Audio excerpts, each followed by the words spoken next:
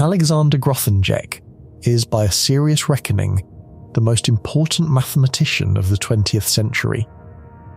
He was born stateless in Berlin in 1928, the son of a one-armed anarchist who would be murdered at Auschwitz, and he grew up with the wrong name on his birth certificate and no country willing to claim him. Therefore, he did the only thing that made sense to a man with no ground beneath him. He rebuilt the foundations of an entire field of mathematics so completely that every geometer alive is still working inside his blueprints. So the ending writes itself. He belongs beside Newton and Gauss. But that is not the ending. In 1991, he carried roughly 25,000 pages of his own work to a fire, his unpublished mathematics and his dead father's letters together, then vanished into a village in the Pyrenees for 23 years. By the end, the question is not how he did the mathematics. From the 14 problems he cleared in a single student stretch to the rising sea he used to drown the Weil conjectures.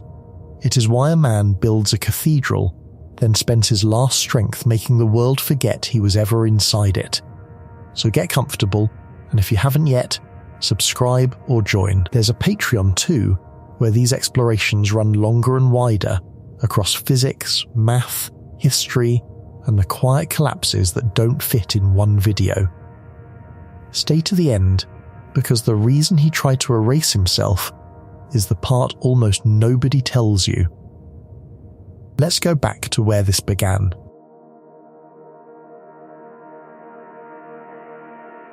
In the summer of 1991, in a stone house in a village in the foothills of the French Pyrenees, a 63-year-old man knelt in front of a fire and began feeding it paper.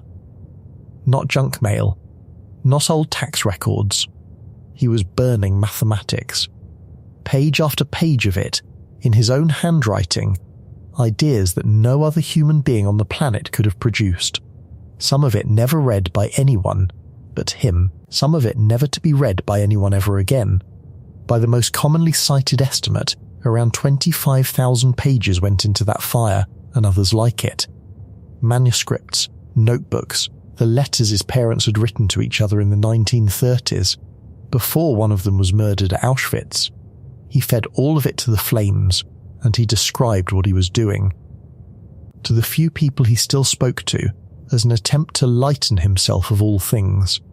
The man at the fire was Alexander Grothendieck, and the reason this should stop you cold is not that some eccentric old recluse burned his diary, it is who he was. Because 3 decades before he knelt in front of that fire, this man had taken an entire branch of mathematics, one of the oldest and deepest branches there is, and he had dismantled it down to the foundations and rebuilt it so completely that every person doing serious work in that field today is living inside a structure he designed, not borrowing from, living inside. The way you live inside a building without thinking about the architect. Graduate students learn his concepts in their first year and write his notation on the board every single day, most of them with only the vaguest idea of where it came from or what it cost. He is, by a wide and serious consensus, one of the greatest mathematicians who has ever lived. Some people in the field will tell you, quietly, that you can drop the qualifier, that he was the greatest of the 20th century and that it is not particularly close. He won the Fields Medal, which is the closest thing mathematics has to a Nobel Prize, in 1966. And he is also a man you have probably never heard of, which is itself part of this story, and which is not an accident. So here is the thing I cannot stop turning over, the thing that pulled me into months of reading about this person when I should have been doing other things. The most generative mind in modern mathematics, a man who created more genuinely new ideas than entire departments produce in a generation, spent the last quarter of his life trying to make his own work disappear, not just stepping away from it, trying to erase it. In 2010, he wrote a formal letter demanding that everything he had ever written be removed from circulation, that libraries take his books off their shelves, that nothing he had produced be reproduced in whole or in part ever again. He called a website that mathematicians had built to preserve and celebrate his work an abomination. He meant it. He threatened legal action against people whose only crime was wanting to keep his ideas alive. And the question that hangs over all of it, the question I am going to spend the next 2.5 hours circling without ever fully landing on, because I am not sure anyone can land on it, is the simplest and worst one. Why? Why would a man build the cathedral and then try to burn the blueprints? Why would someone who saw further into the structure of mathematics than almost anyone in history decide that the safest thing to do with that vision was to feed it to a fire in the mountains? To even begin to understand that, you have to understand that the fire was not the strange part. The fire was the last, most literal expression of something he had been doing his entire life. The man burning his papers in the Pyrenees had been disappearing for as long as he had been alive.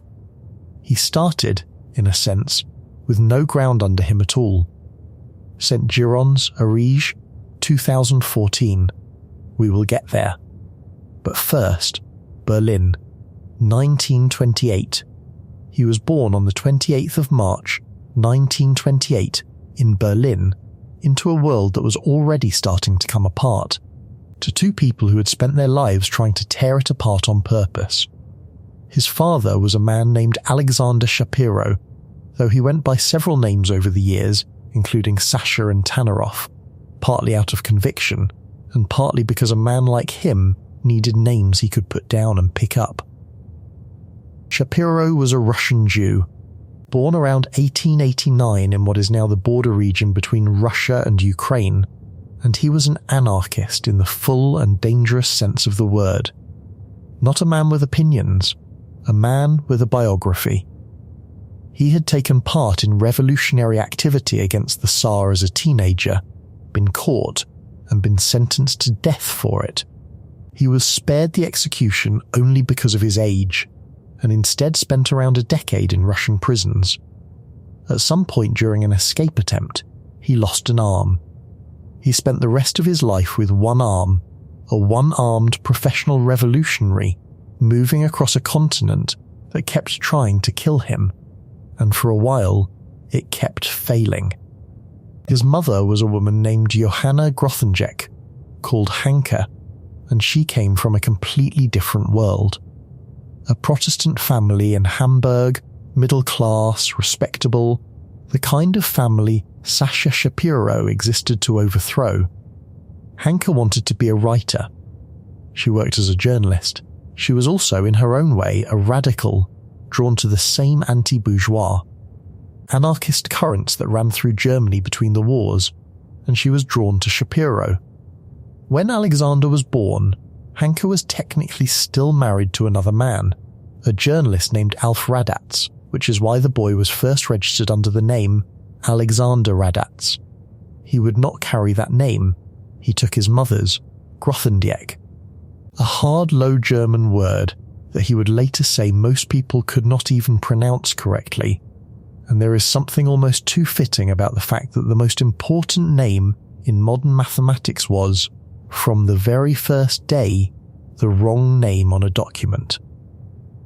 Now, hold on to something here, because I am going to come back to it, and when I do it is going to mean more than it does right now. This child was born to two people who believed, as a matter of deep principle, that the existing structures of the world, its governments, its property, its institutions, its hierarchies, were illegitimate and needed to be torn down and rebuilt from nothing. That belief was not an abstraction in that household. It was the reason his father had one arm. Keep that in mind. The instinct to distrust an inherited structure and to want to rebuild it from the ground up was quite literally the family business. In 1933, the year Hitler came to power, his parents made a decision that would define everything. They left Germany for political work and eventually for the Spanish Civil War, where they threw themselves into the anarchist side of the fight. and they could not take a 5-year-old into that, so they left him behind.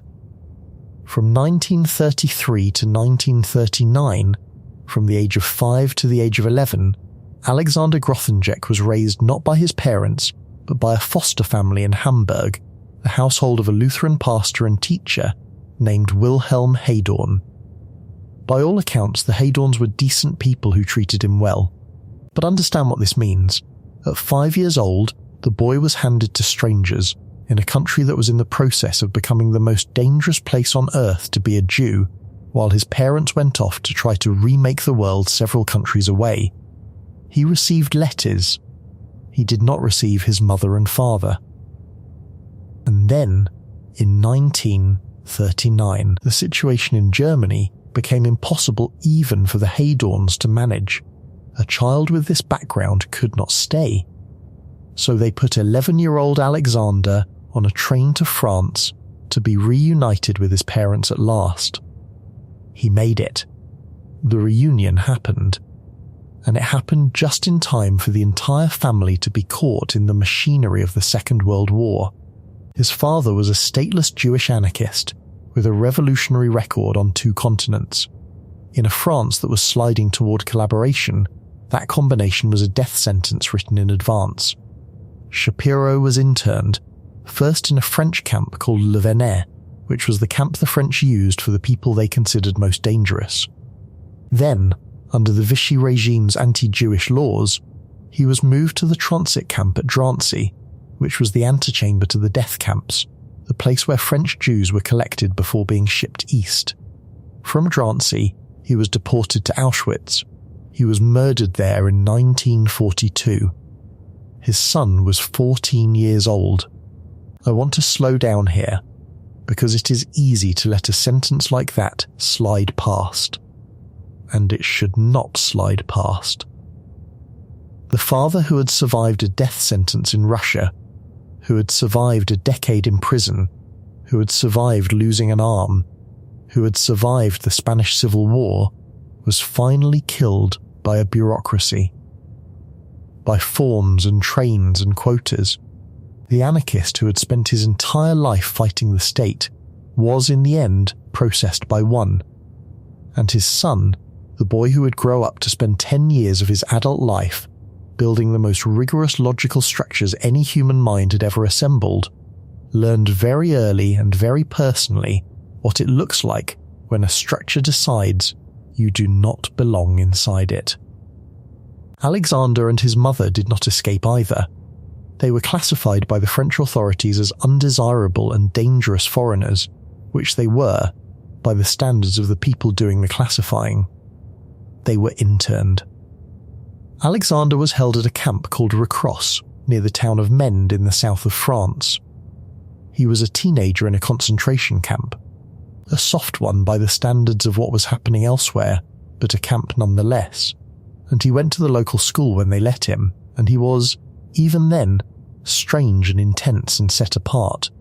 There is a story he told later, and you can decide for yourself how literally to take it, that at one point he tried to escape from the camp with the specific intention of finding a way to assassinate Hitler. A teenager. From a camp.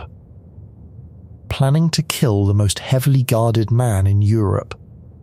It is the kind of thing that sounds like a boast until you remember whose son he was, and that his father had genuinely tried to kill a Tsar. His mother was eventually sent to a worse camp, Gurs, and the years in these camps did something to her body that would kill her later. She contracted tuberculosis. It would take more than a decade, but it would take her. For now, though, the immediate problem was keeping the boy alive, and here the story turns, briefly, towards something like grace. Alexander was taken in at a place called Le Chambon-sur-Lignon, a small Protestant village in the mountains that has since become famous, genuinely and deservedly famous, for what it did during the war. The people of that village, led by their pastors, quietly and collectively decided to hide Jews. They hid thousands of them, including many children, under the noses of the Vichy authorities and the Germans, at enormous risk to themselves. Grothendieck was one of the children they sheltered. He attended a school there, the College, and when the Nazis came through on raids, the Jewish children, Alexander among them, would slip out into the woods and wait until it was safe to come back. That was his adolescence. School, and then the forest when men with guns came looking for children like him. He survived.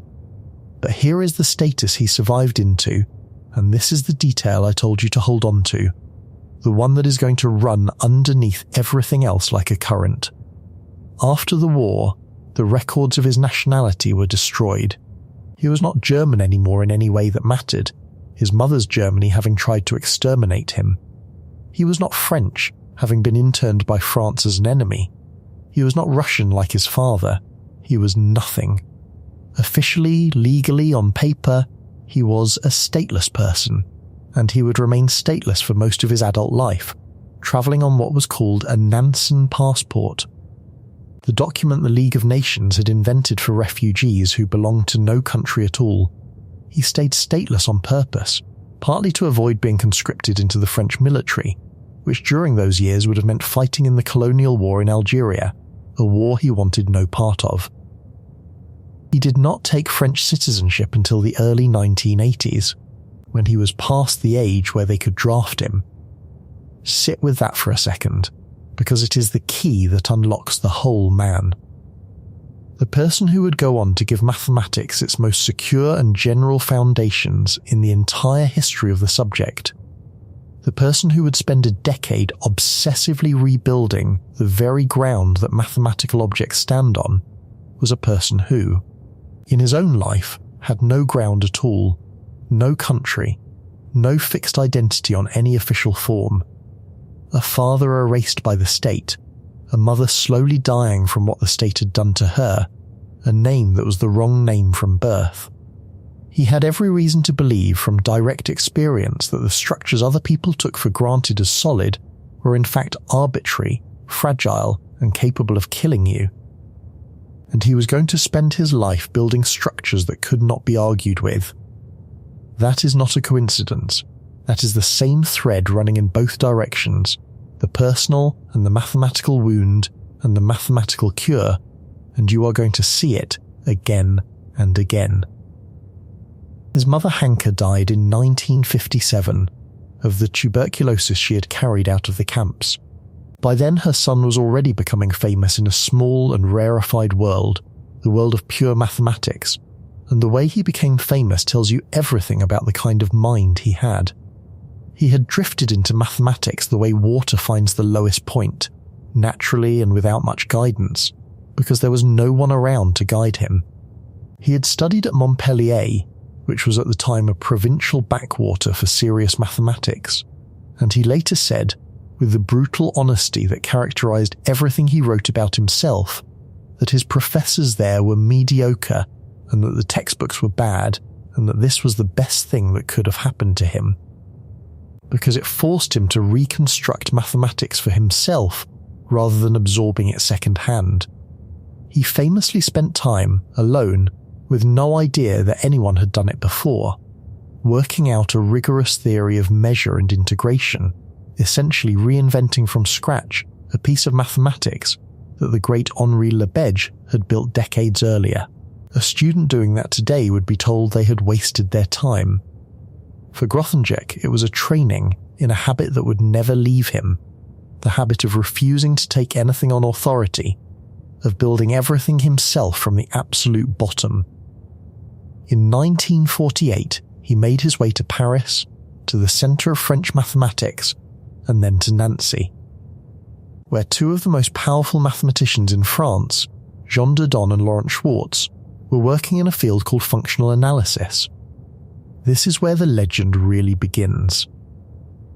Schwartz and Didon had been working on a particular set of problems in the theory of topological vector spaces, which is a deep and technical corner of analysis, and they had written a paper that ended with a list of 14 open problems.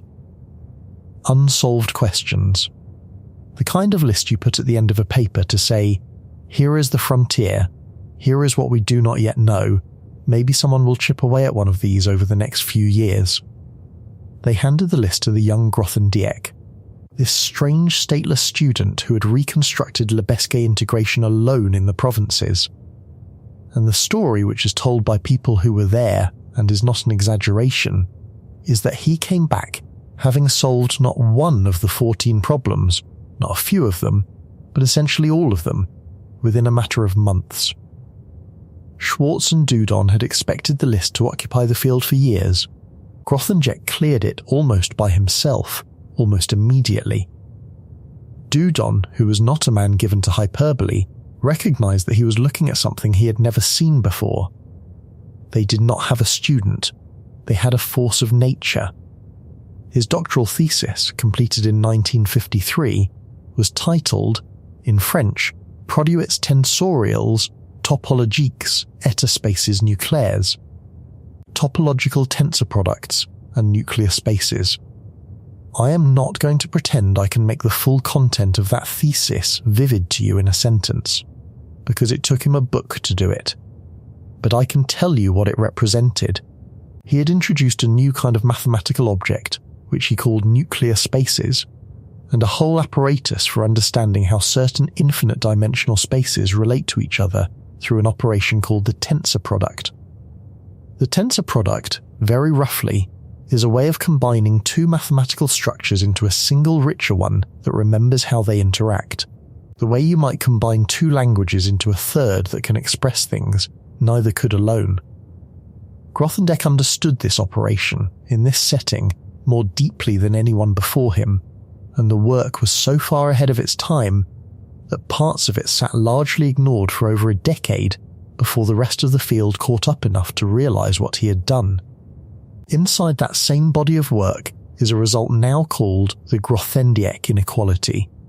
And this is one of those moments where the story does something I find almost eerie, so pay attention to this detail, because it is going to recur as a theme. The Grothendieck inequality is a statement about the relationship between certain ways of measuring size in different families of spaces.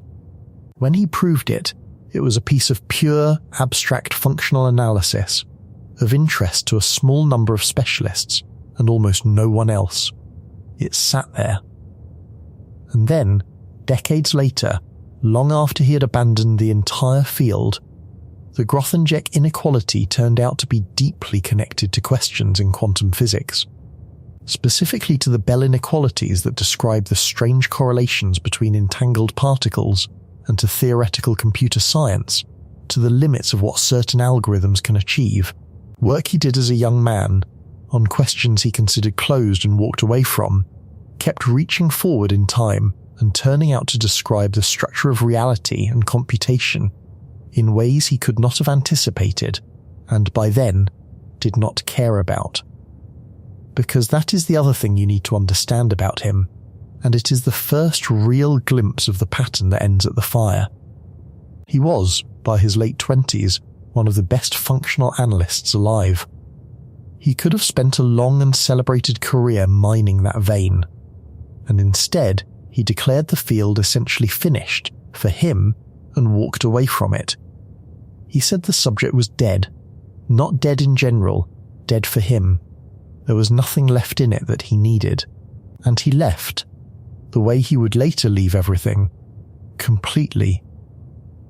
There is a famous story that gets told about Grothendieck, and it captures the shape of his mind better than any technical description could. Someone, in a conversation, asked him to consider a particular prime number, to make a discussion more concrete, to look at an actual example.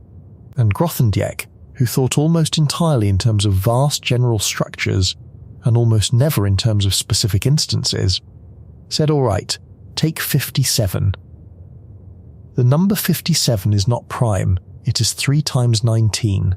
Anyone who works with numbers concretely would have known this instantly, the way you know your own phone number. But Grothendieck did not work with numbers concretely. He worked at a level of generality so high that the specific number had become almost irrelevant, a detail beneath his notice. To this day, mathematicians refer to 57 with great affection as the Grothendieck prime. His colleague, David Mumford, himself a Fields medalist and one of the great algebraic geometers of the century, put it plainly. He said that Grothendieck did not think concretely, and then he said something even more striking. He said he did not think it helped Grothendieck in the least to look at an example. Think about how alien that is. For almost every mathematician who has ever lived, examples are the lifeblood of understanding. You test an idea on a small case, you draw a picture, you compute something specific to see if your general claim holds up. Grothendieck did not need this, and, according to the people who worked closest to him, did not benefit from it. He saw the general structure directly, the way you or I see the colour red, without having to assemble it from pieces. And that capacity, the ability to live almost permanently at the highest level of abstraction, without ever needing to come down and touch a single concrete thing, was about to be aimed at the oldest and most concrete seeming subject in all of mathematics. Geometry. He did not walk into geometry alone, and it matters enormously who held the door open, because the man who pulled him in is the one person in this entire story who never betrayed him, in Grothendieck's own eyes, and who therefore stands as the great exception, the human counterweight to everything dark that is coming. That man was Jean-Pierre Serre. Serre was almost exactly Grothendieck's contemporary, 2 years younger, and he was in many ways his opposite as a mathematician. Where Grothendieck soared into vast abstraction and never came down, Serre had a gift for the concrete and the elegant, a feel for the telling example, a sense of exactly which specific problem was the right one to think about. Serre had already done revolutionary work introducing the tools of cohomology into algebraic geometry in a paper from the mid-1950s whose French initials, FAC, are still spoken with reverence, and it was Serre, more than anyone, who showed Grothendieck where the deep problems in the field actually were and translated them into a language his abstract mind could devour. The correspondence between the two of them, conducted over years and eventually published in full, is one of the great documents of 20th century mathematics. Two of the most powerful minds alive batting ideas back and forth, Serre constantly grounding and correcting and feeding, Grothendieck constantly generalizing and abstracting and building. Grothendieck loved Serre. In his later writing, he gave Serre a special name. He called him Le Super Yang, the Super Yang, the embodiment of the active, building, masculine principle of creation, the perfect complement to what Grothendieck saw as his own more receptive, listening nature. He needed Serre the way a particular kind of fire needs a particular kind of fuel. And Serre, crucially, remained his friend across every rupture that followed, across the resignation and the radicalism and the long descent into isolation. When you reach the part of this story where Grothendieck becomes convinced the entire mathematical world has betrayed and buried him, remember that Serre is the one he never quite accused, the friendship that survived even the paranoia. Hold on to Serre. He is the proof that it did not have to end the way it ended. There was also, in these years, Bourbaki. Nicolas Bourbaki was not a person. It was the collective pseudonym of a secret society of mostly French mathematicians, founded in the 1930s, who had taken on the staggering project of rewriting the foundations of all of mathematics from scratch, rigorously, austerely, from the most general possible starting points, under a single invented name. Dudon and Serre were both members, and in the early 1950s, the young Grothendieck was brought into Bourbaki too. You can see why they wanted him, and why he wanted them. The Bourbaki project, the dream of rebuilding everything from the ground up in maximal generality, with no concession to the merely traditional or the merely concrete, was Grothendieck's own temperament turned into a collaborative institution. He eventually drifted away from the group, as he drifted away from every group, partly over exactly the kind of disputes about how general and how abstract to be that you would expect, but the imprint is unmistakable. Egger, the thousands of pages of foundations he would soon begin to write, is in a real sense his own private Bourbaki. The same totalizing ambition pursued by one man with a single collaborator instead of a committee. But the moment that truly announced his arrival as a force in algebraic geometry, before the IHÉS, before schemes had even been fully named, came in 1957, and it is worth understanding because it is the first time you can watch the rising sea actually rise. There was a famous classical result called the Riemann-Roch theorem, which in its original 19th century form related the geometry of a curve to the functions that could live on it, and which the German mathematician Friedrich Hirzebruch had recently and brilliantly generalized to higher dimensional complex spaces. Hirzebruch's proof was a tour de force, hard and intricate, the work of a master craftsman with a hammer and chisel. Grothendieck looked at it and did something nobody expected. He generalized it again, much further, but in the act of generalizing it, he made it easier. He realized that the theorem should not be a statement about a single space at all.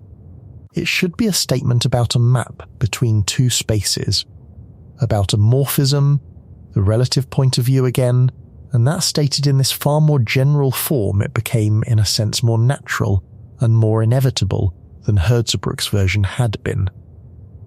To do it, he had to invent a new tool, and the tool has had a life of its own ever since. He needed a way to package together all the different kinds of structures that can live on a space into a single algebraic object that behaves well under maps.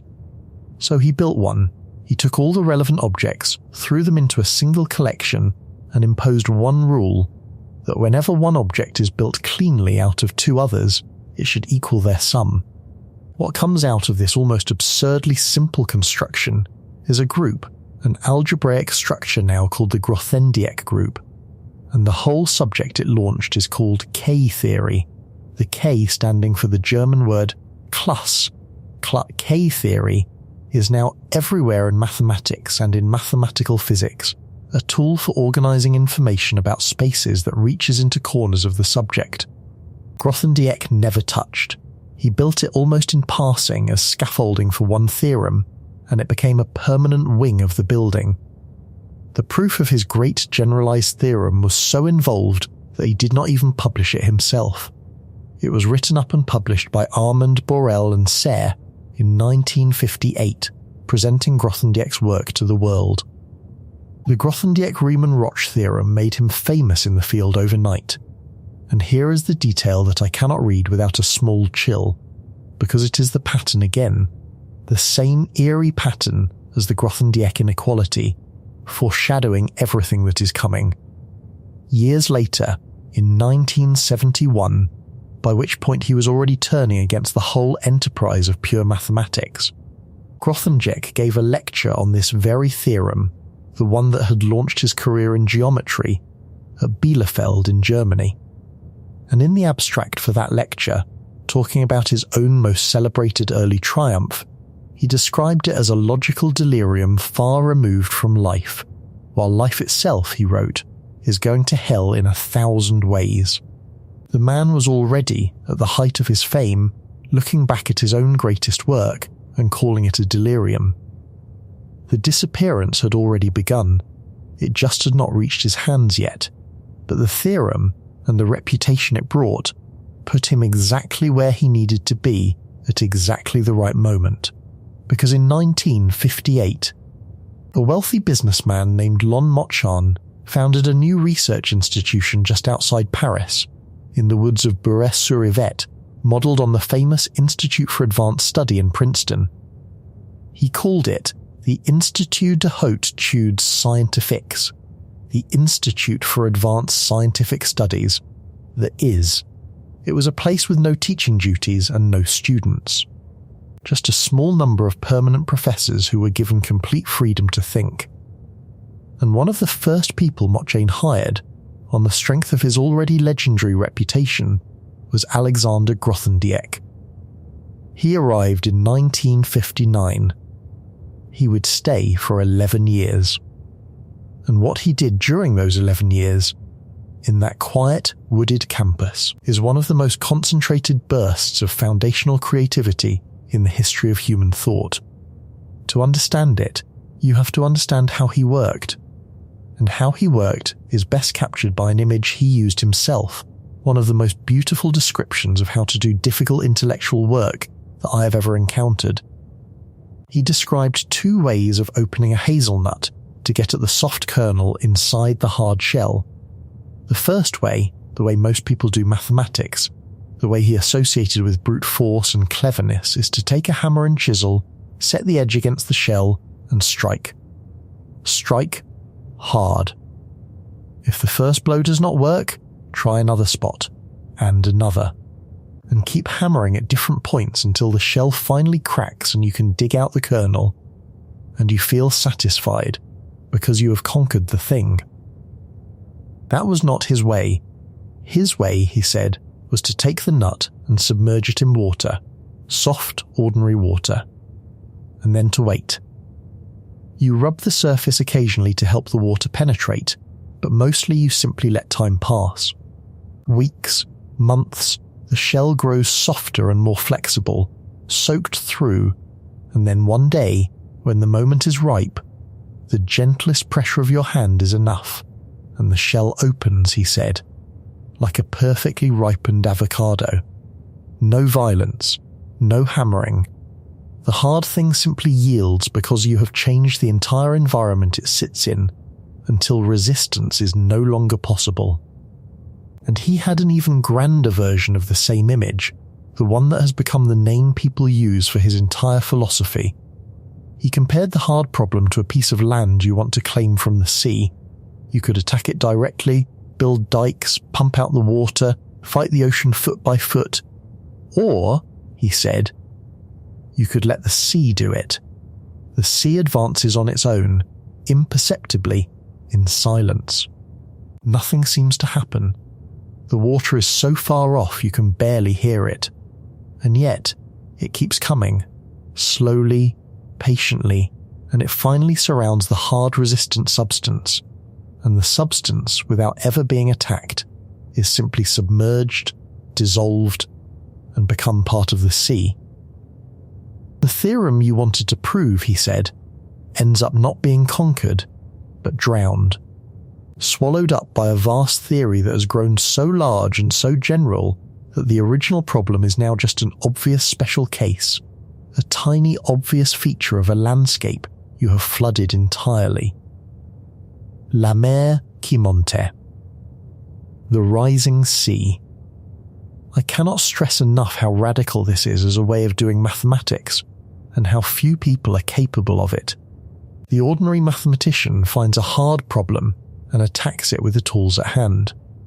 Grothendieck looked at a hard problem and concluded that the tools were the issue, that the entire conceptual framework in which the problem lived was too small, and that the right move was not to solve the problem, but to rebuild the framework around it on a vastly larger scale, until the problem dissolved on its own. His student Pierre Deligne, who we are going to spend a great deal of time with later, because he is at the centre of the tragedy, once characterised a typical Grothendieck proof as a long, long sequence of small steps, each of which looks completely trivial, completely obvious, nothing happening. And then at the end of this chain of nothing, a deeply non-trivial theorem is suddenly just sitting there in front of you, fully proved, as if it had assembled itself. The sea had risen. You never saw the wave. Now point this method at geometry, specifically at the field called algebraic geometry, which is the study of geometric shapes that can be described by polynomial equations. A circle is an algebraic shape, the set of points satisfying x squared plus y squared equals 1. So is a sphere, so is a parabola, so are vastly more complicated curves and surfaces in higher dimensions, defined by more and nastier equations. Algebraic geometry is ancient in its roots and was, by the 1950s, an enormous, powerful, and somewhat chaotic field. There were brilliant results, but the foundations were a mess.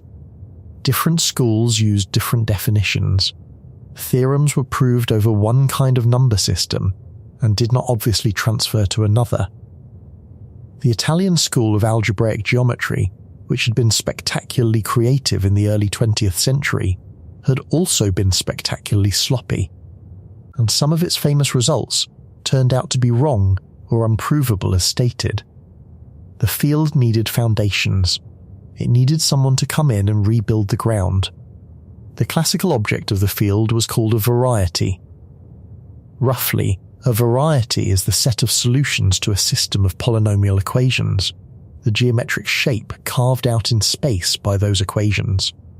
And for a long time, to make the theory work cleanly, mathematicians had to make restrictive assumptions. They worked over the complex numbers, or at least over an algebraically closed field, a number system rich enough that every polynomial has all the roots it is supposed to have. They focused on the points of the shape, the actual coordinates where the equations are satisfied. It worked, but it was rigid, and it kept the geometry walled off from other parts of mathematics, especially from number theory, the study of the ordinary whole numbers, where the relevant number systems are not nice and closed, but full of holes and primes and arithmetic complications. Grothendieck's central act, the thing that earns him his place in history, was to generalize the very notion of a geometric space so thoroughly that all of these walls came down at once.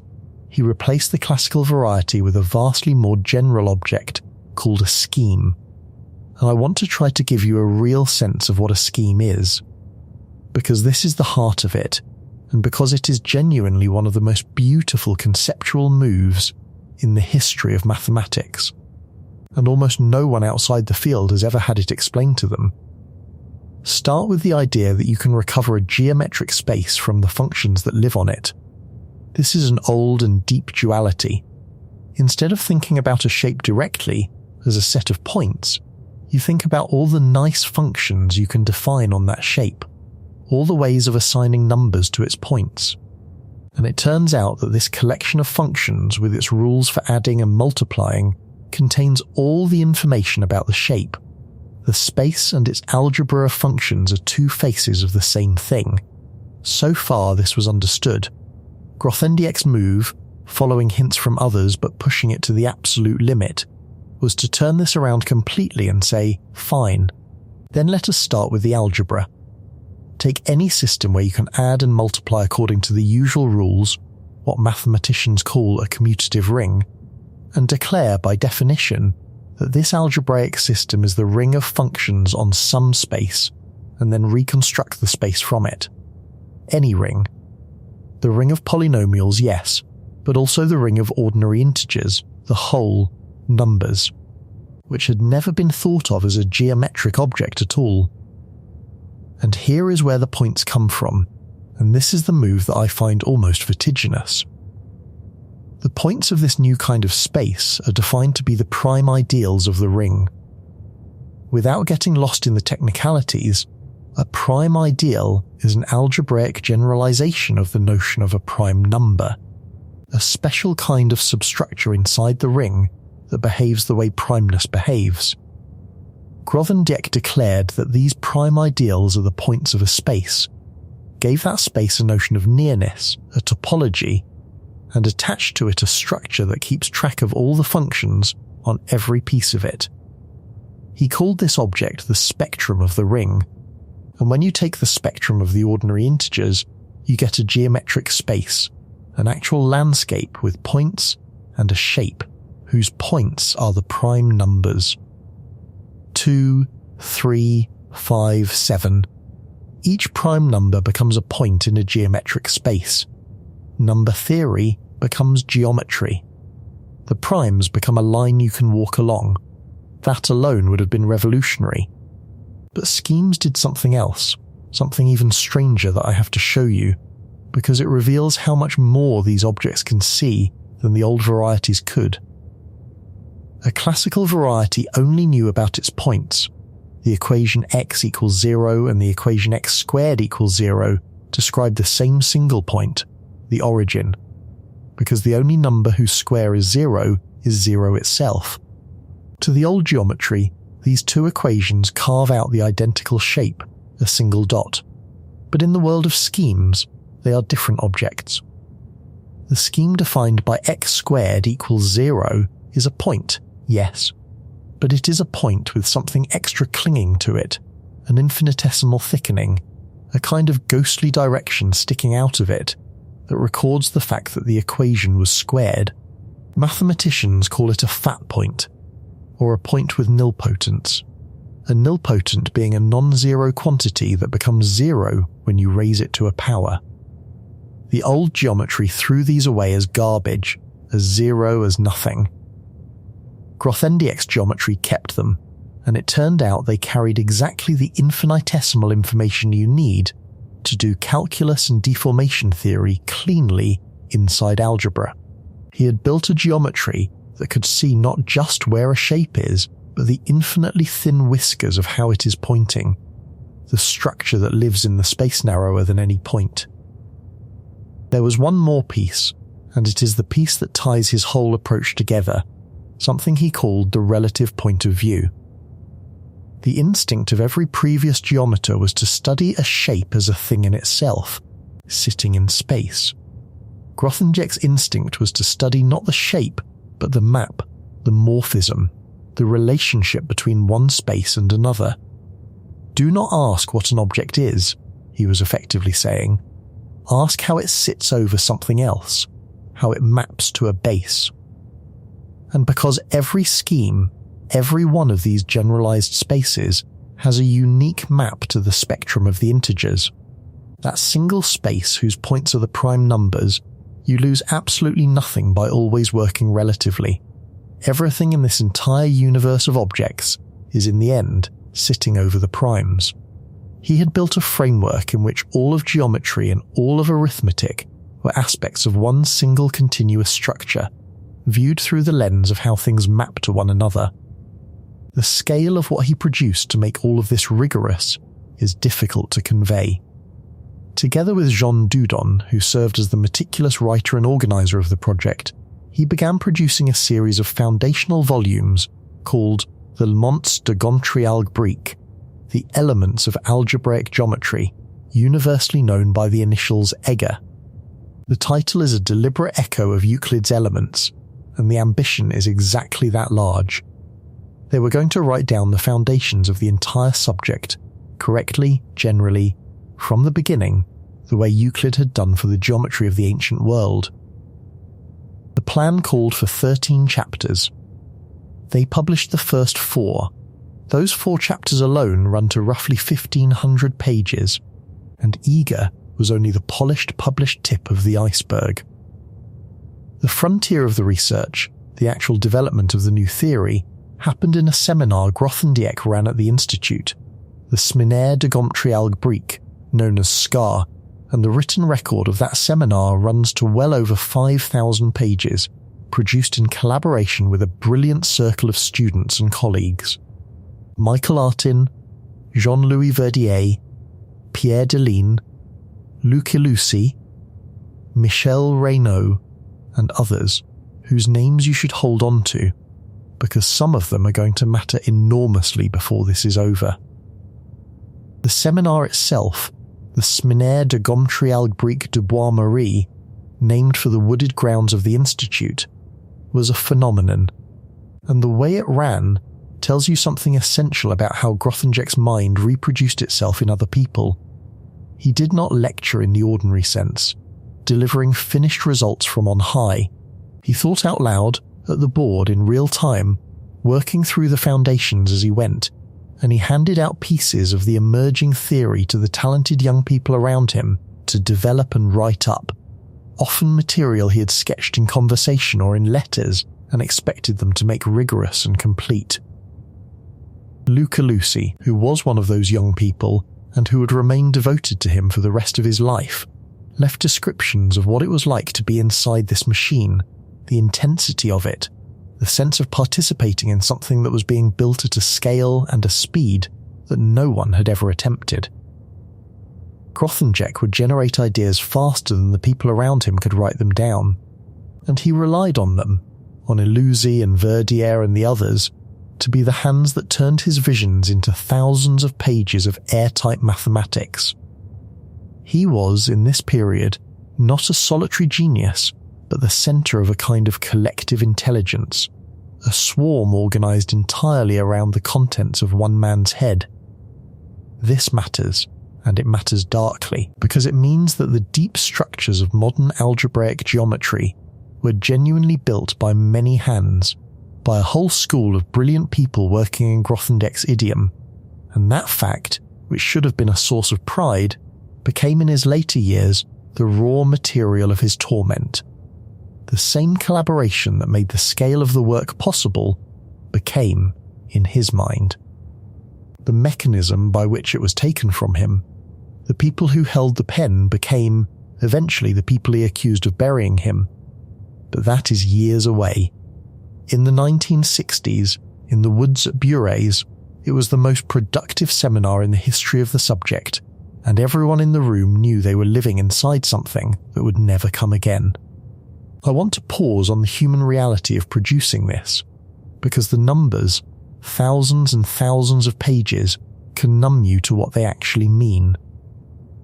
David Weil, a physicist who was at the Institute during these years, described what it was like to watch Grothendieck work, and his description has stayed with me since I first read it.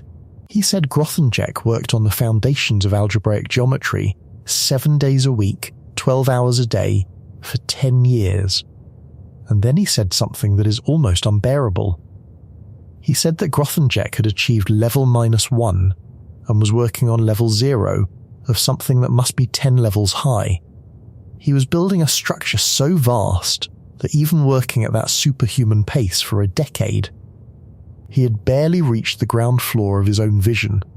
He was laying foundations for a building so tall that he could see clearly that he would never live to see it finished. Weil added, simply, that at a certain age it becomes clear that you will never be able to finish the building. Keep that sentence. The man who needed firmer ground than anyone alive was building the tallest tower in the history of his field, knowing he would die somewhere near its base.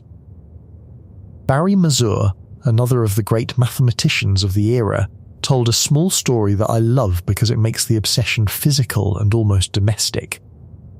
He and his wife would come to visit Grothendieck at the Institute, and they knew, with complete certainty, that no matter how late at night they arrived, Grothendieck would be at his desk, in his office, working.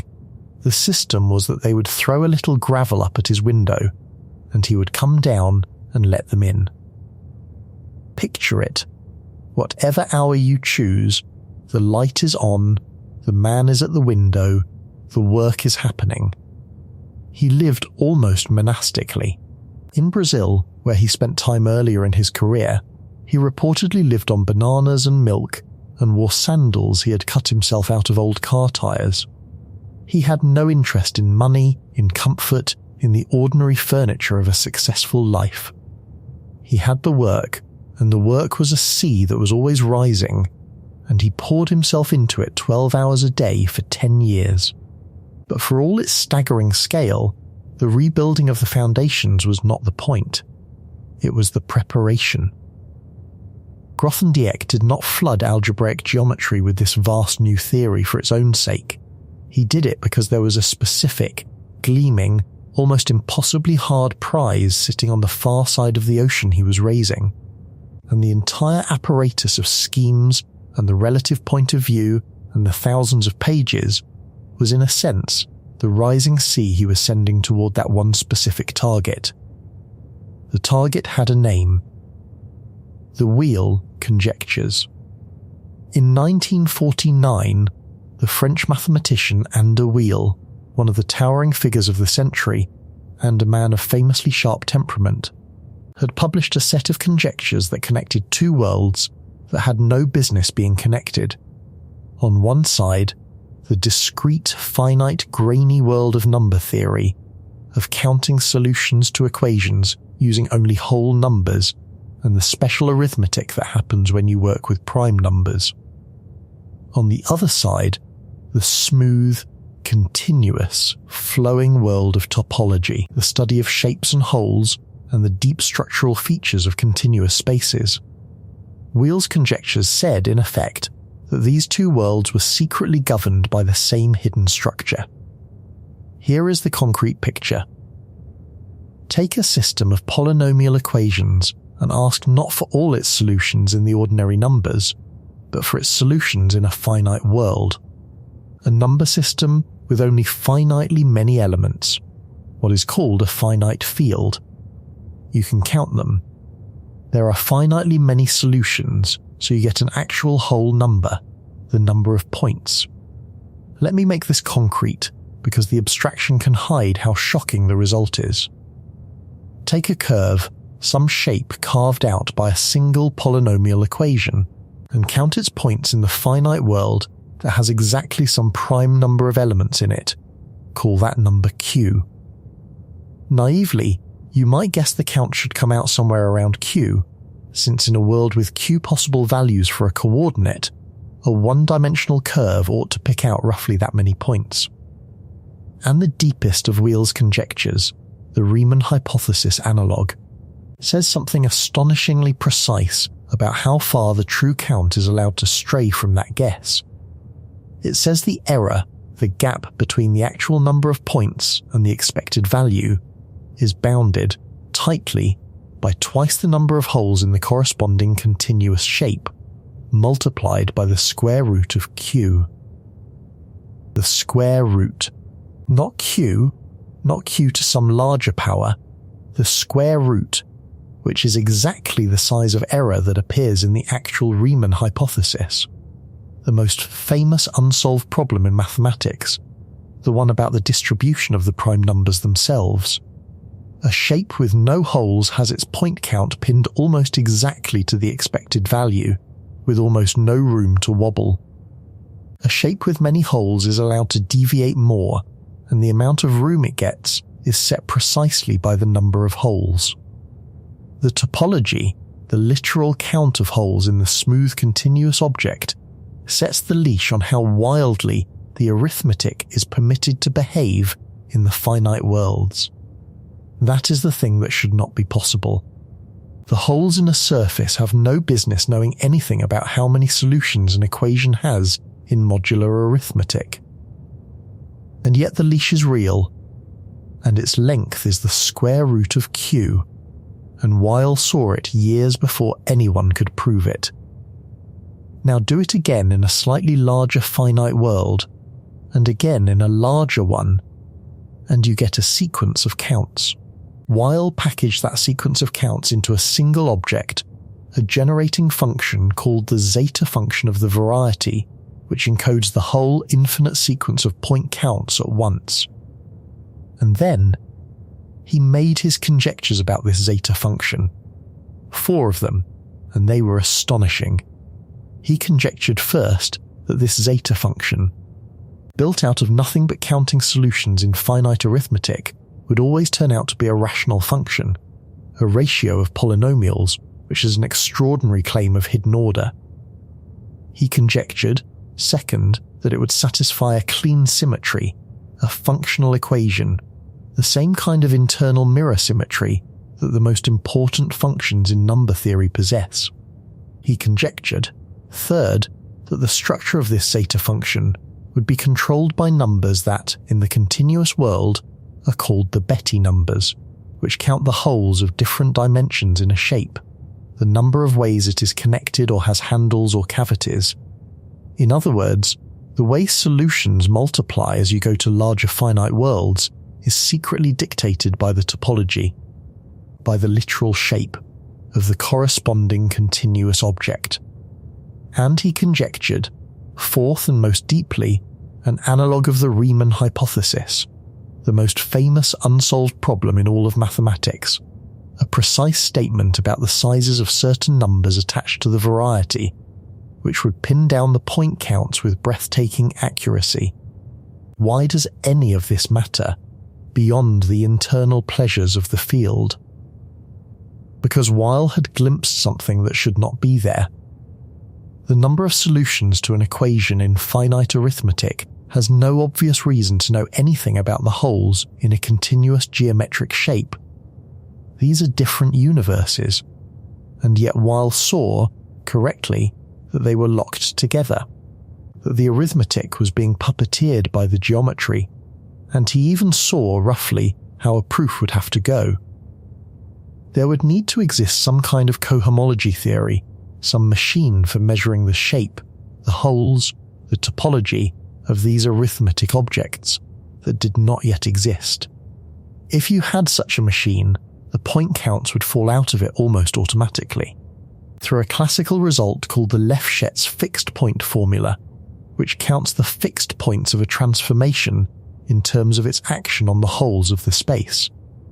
The solutions you wanted to count would turn out to be exactly the fixed points of a natural transformation called Frobenius.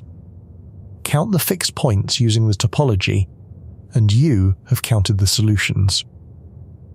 The dream was clear. The machine did not exist. I want to slow down on the Frobenius idea, because it is one of the most beautiful things in all of mathematics, and almost no one outside the field has ever been shown it. In these finite arithmetic worlds, there is a single, natural operation woven into the fabric of the world itself, an automatic motion that raises everything to a particular power. The power being the size of the world, it is called the Frobenius map, after the mathematician Ferdinand Georg Frobenius, and you do not impose it from outside. It is a built-in symmetry of finite arithmetic, a motion the whole world performs on its own. And here is the hinge of everything.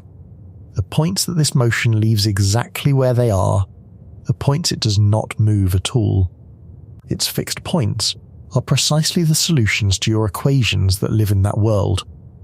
The thing you wanted to count, the number of solutions, is the number of points held perfectly still by one grand symmetry of the arithmetic universe. You are no longer counting solutions one at a time. You are asking how a single sweeping motion of the entire space sits against the space's own shape.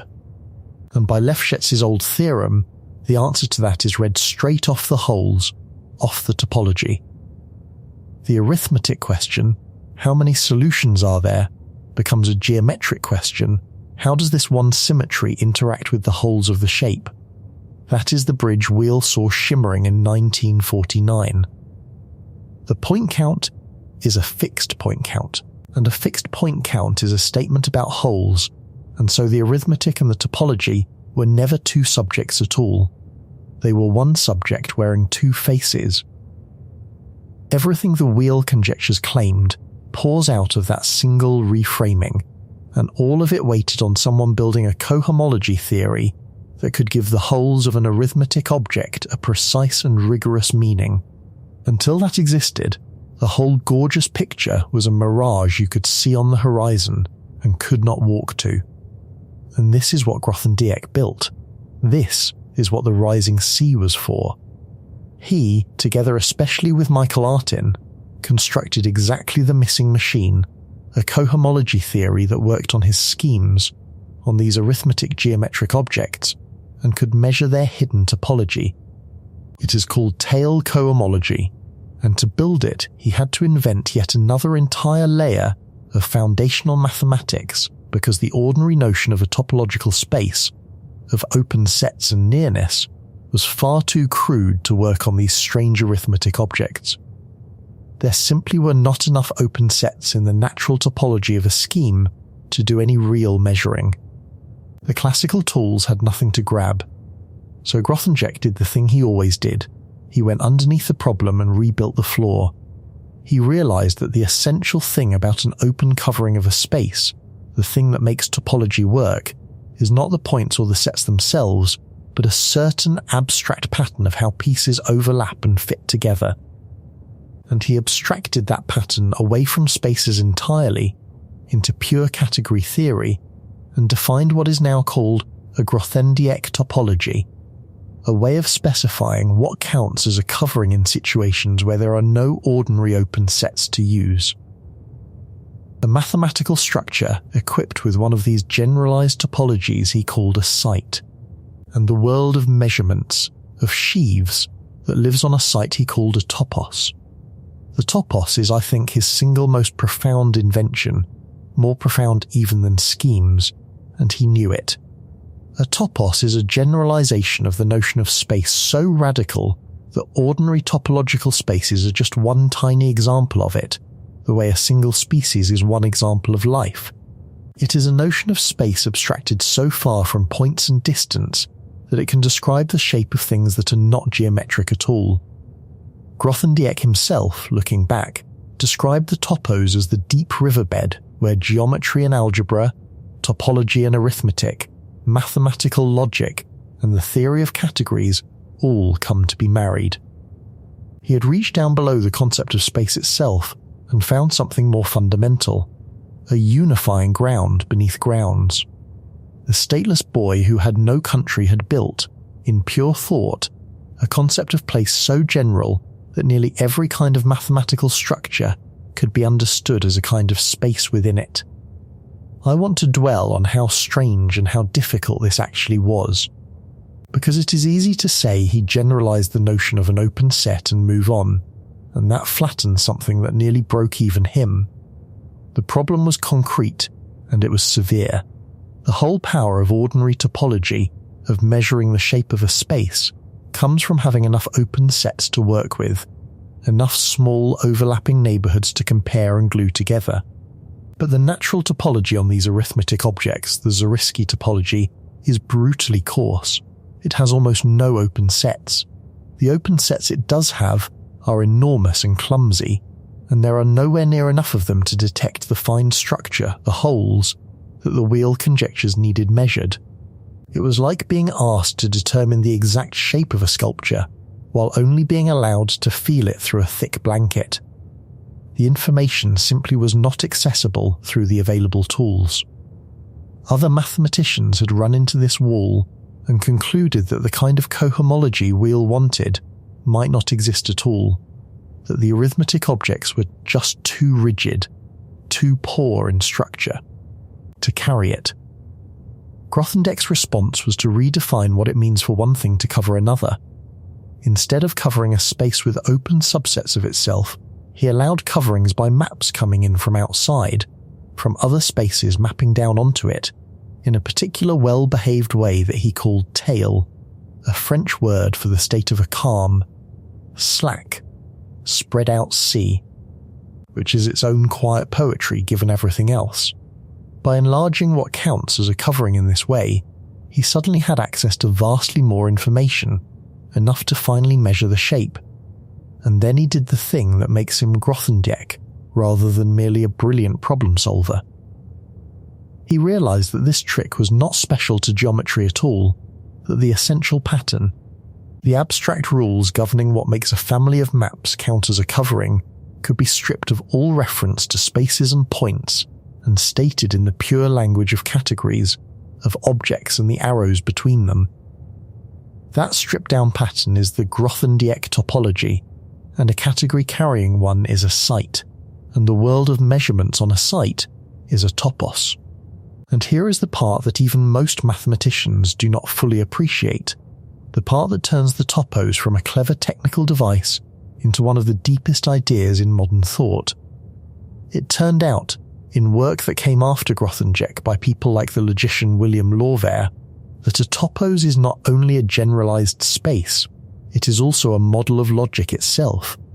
The internal structure of a topos behaves like a self-contained universe of mathematics, with its own version of truth, its own logic, which need not be the ordinary logic of true and false that we take for granted. Different toposes embody different logics. Grothendieck, reaching for a tool to count solutions to equations in finite arithmetic, had stumbled onto a structure that unified geometry, arithmetic, topology, and the foundations of logic and reasoning all at once, which is exactly why he described the topos, looking back, as the deep riverbed where all of these come to be married.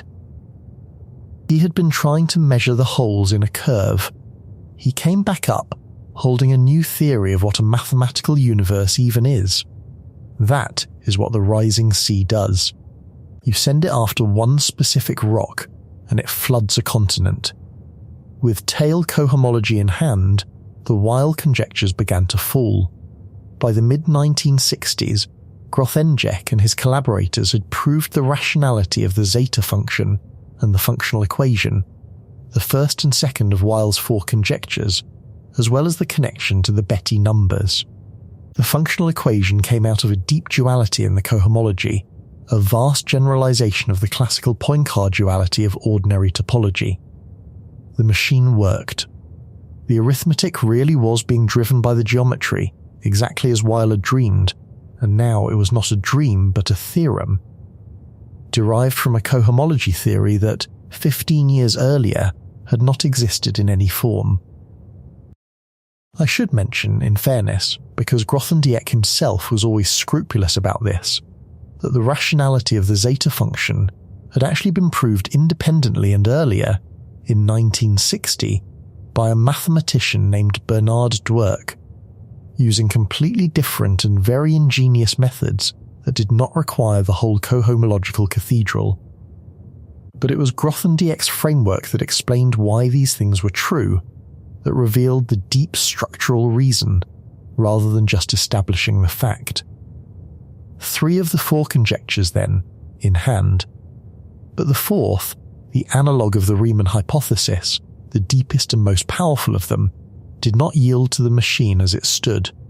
And here we arrive at the most important and, in retrospect, the most painful part of the entire mathematical story, because the way Grothendieck planned to prove that final conjecture, and the way it was actually proved, are different, and the difference between them is going to break something in him that never heals. Grothendieck did not want to prove the Riemann hypothesis analogue with a clever trick. That was not his way. The hammer and chisel was not his way. He wanted it to fall out, naturally and inevitably, from an even deeper layer of structure, a set of foundational principles he had formulated and which he believed were the true bedrock under all of this. He called them the standard conjectures, and he proposed them around 1965, laying them out in a letter to his close friend and collaborator Jean-Pierre Serre, dated the 27th of August of that year. The standard conjectures are statements about objects called algebraic cycles, the subshapes that live inside a variety, and they were modelled on deep facts that Serre had established for a more classical kind of geometry. Grothendieck's vision was that if the standard conjectures were true, then the Riemann hypothesis analogue, the last Weil conjecture, would follow from them almost as a formality. The sea would rise one more level, and the last hard problem would simply drown. He called the standard conjectures, along with the resolution of singularities, the most urgent task in all of algebraic geometry. He believed in them, he needed them, and he could not prove them. To this day, more than half a century later, the standard conjectures remain open. Unproved, they are still, right now, one of the deep unsolved problems of mathematics. A piece of bedrock that Grothendieck was certain existed, but that no one has ever been able to reach. He had designed the final triumphant step of his life's greatest program, and the step rested on a stone that, it turned out, no one could touch. I want you to hold that, because we are going to circle back to it, and when we do it, is going to be the saddest thing in the story. And underneath even the standard conjectures, deeper than the deepest layer he had been able to formulate, Grothendieck believed there was one more thing. The true bottom. The foundation beneath all the other foundations. And it is the most beautiful idea he ever had, and the one he came closest to admitting he could not capture. He called it the theory of motives. Here is the problem it was meant to solve. By the 1960s there was not just one cohomology theory, one machine for measuring the holes of these arithmetic shapes. There were several. There was the tail cohomology he had built, and there were others, built differently, measuring in different ways, each one useful for different purposes.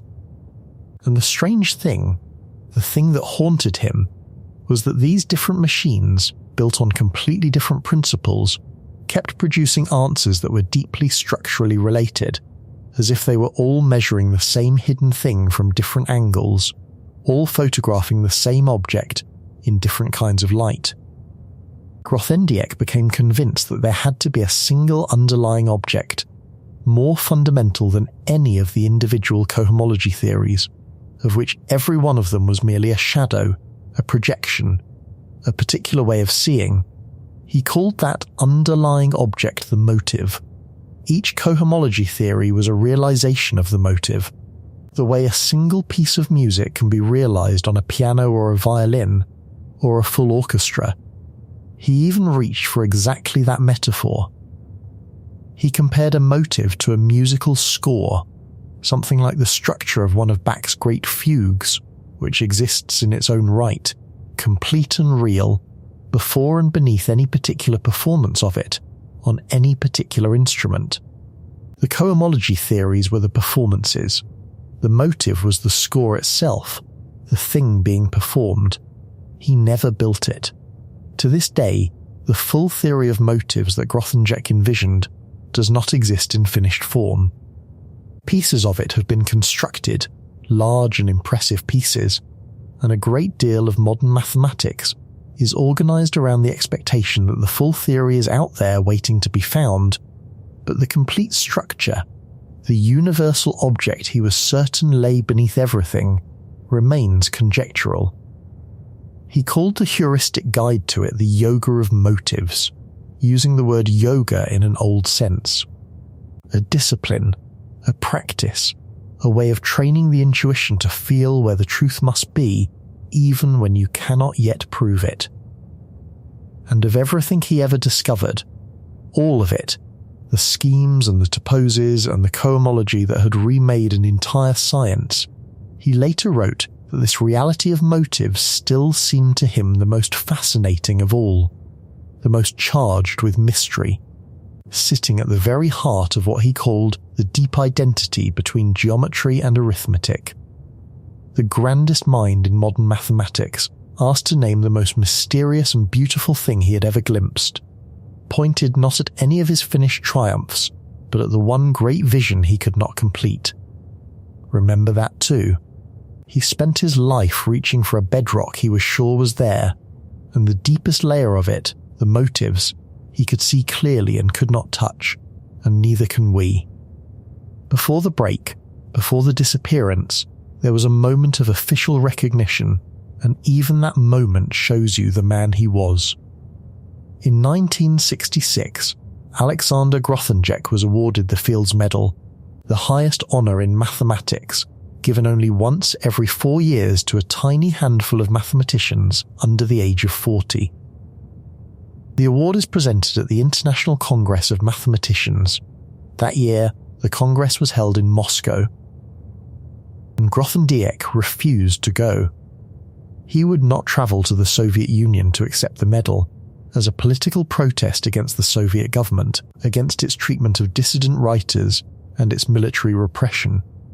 The single highest honour his field could bestow, and he would not cross a border to take it from the hands of a state he considered criminal. The stateless man, the son of the anarchist, would not legitimize a government by showing up. Somebody else had to accept the medal on his behalf. It was a preview of everything that was coming, and almost no one understood that at the time, because by the late 1960s, even at the absolute peak of his powers, even in the middle of the greatest sustained creative achievement of any mathematician of his century, something in Grothendieck was turning away from mathematics, and from the institutions that housed it, and the turn. When it came fast, and it came total. It started, of all places, with a budget. In 1969, Grothendieck discovered that his beloved institute, the IHÉS, the quiet wooded sanctuary where he had built his cathedral, was receiving a portion of its funding from military sources. It was a small portion, never more than around 5% of the budget, and to almost anyone else it would have been an unremarkable fact of institutional life, the ordinary entanglement of science and the state that runs through every research institution on Earth. To Grothendieck it was intolerable. He was the son of a man the state had murdered. He had watched, as a child, what militaries and governments did to the people they decided were in the way. He had refused to be drafted, refused to take a citizenship, refused to go to Moscow, and now he learned that the institution he had given a decade of his life to was, in part, funded by the apparatus of war. He demanded that the institute refuse all military money. The director Motchain made some kind of promise, and then, in Grothendieck's view, went back on it. And so, in 1970, Grothendieck resigned. He walked away from the ease, from the perfect conditions, from the seminar, from the unfinished cathedral, over 5% of a budget. And here is the detail that tells you how alone he already was, even surrounded by the most brilliant mathematicians in the world. He did not just resign quietly. He tried to take the others with him. He went to his colleagues, the other permanent professors, the people he had worked beside for years, and he urged them to resign too, in solidarity and protest. Among the people he asked was Pierre Deligne, his most gifted student, the young man he was closer to mathematically than perhaps anyone alive, the person he had personally brought into the institute. And none of them resigned. Not one. Deligne stayed.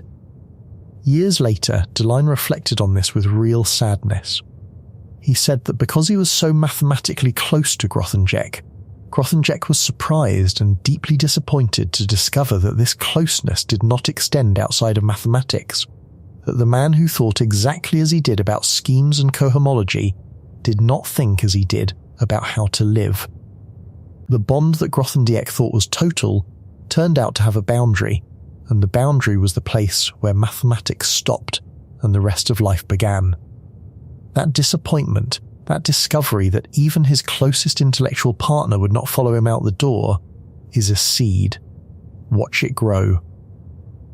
What Grothendieck walked into after he walked out of the institute was radical politics, decades ahead of its time, pursued with the same totalizing intensity he had brought to mathematics. In 1970, he founded a movement called Survivre, soon renamed Survivre et Vivre, Survive and Live. It was an ecological and anti-militarist movement, and reading its concerns now is genuinely strange, because they are our concerns. The threat of nuclear war, the destruction of the natural environment, the reckless growth of a scientific and industrial machine that no one was steering and that might destroy the conditions for human life. He was worrying in 1970 with total seriousness about the survival of the species. He gave a lecture at Orsay in which he argued that doing mathematical research was actually harmful, actively harmful. Given the state of the world and the threats facing humanity, that to retreat into pure abstraction while the planet burned was a kind of moral failure. The greatest mathematician of his generation stood up and told a room full of mathematicians that the work itself was a problem. His friend Pierre, who knew him well and admired him deeply, described his politics with a mixture of affection and exasperation. He said Grothendieck was politically naive, almost illiterate in the practical mechanics of how change actually happens, an anarchist at heart in the most literal family sense, his father's son. There is a story that at the International Congress of Mathematicians in Nice in 1970, Grothendieck was so determined to make a political point that he deliberately tried to get himself arrested while handing out the Survivre newsletter. The man who would not go to Moscow to accept the Fields Medal was, 4 years later, trying to get himself dragged off by the police at a mathematics conference. The intensity had not changed, only the target had. For a few years he tried to live according to these convictions completely. In 1972 he set up a commune, an experiment in communal living near Paris, an attempt to build a small alternative society from scratch, the way you might build a mathematical theory from scratch. it collapsed within about a year. He was, by every account, extraordinarily difficult to live with, demanding, uncompromising, incapable of the small daily accommodations that ordinary shared life requires. The same refusal to take anything on authority, the same insistence on rebuilding everything from the ground up, that made him a revolutionary mathematician, made him an impossible housemate. He tried to live the rising sea, and you cannot live the rising sea. People drown in it. And people did. I have been talking about Grothendieck almost entirely as a mind, because the mind is what the world remembers, but there were people in the path of that mind, and it is not a gentle story. Over the course of his life he had 5 children, by several different women, and he was not, by any account including those of the children themselves, a present or a steady father. He had a child with his landlady early on, 3 children with the woman he married, and a child later with a partner from his activist years. The same totality that he poured into the foundations of geometry, the 12 hours a day, 7 days a week, for 10 years, was time that came from somewhere. And where it came from was everyone around him. You do not build a structure 10 levels high while also being available to the people who love you. The asceticism that looks so pure and admirable from a distance, the sandals cut from tires, the diet of bananas and milk, the indifference to money and comfort, was experienced up close by his family as a kind of absence. A man whose real life was happening somewhere they could not follow, on a level of abstraction where they were not invited. When the commune collapsed and the activism cooled and the withdrawal began, he did not withdraw from a warm circle of family into solitude. The solitude had, in a sense, always been there. He had been alone with the work, and then alone with the cause. And finally, he was simply alone, and the people who might have anchored him had long since learned that they could not. The man who needed firmer ground than anyone could not, it turned out, be ground for anyone else. His mathematical career did not end cleanly. After leaving the IHÉS, he eventually took a position at the University of Montpellier, the same provincial university where he had been an undergraduate, a vast step down in prestige from the institute, an ordinary teaching job at an ordinary regional school. He had wanted a position at the Collège de France, the most prestigious research institution in the country, and he did not get it, in part because his application made clear that he intended to devote much of his energy not to mathematics, but to his political and ecological work. The establishment, which had once built a research institute partly to keep him, now had little place for him. This brilliant, difficult, politically radioactive man who said that mathematics itself was harmful. He taught calculus to undergraduates in Montpellier. The man who had reconstructed the foundations of geometry graded problem sets. And while he was doing that, while he was drifting away from the centre of mathematical life into teaching and activism and the beginnings of his long withdrawal, the great unfinished problem he had left behind, the last Weil conjecture, the Riemann hypothesis analogue that was supposed to fall from his standard conjectures, was solved. By someone else. By the student who would not resign. I have to tell you about that student now properly, because everything dark in the rest of this story flows through him, and the easy version, where he is simply the rival or the betrayer, is false and unfair, and misses the real tragedy. Pierre Deligne was Belgian, born in 1944, and he was, even by the standards of the extraordinary people in this story, something rare.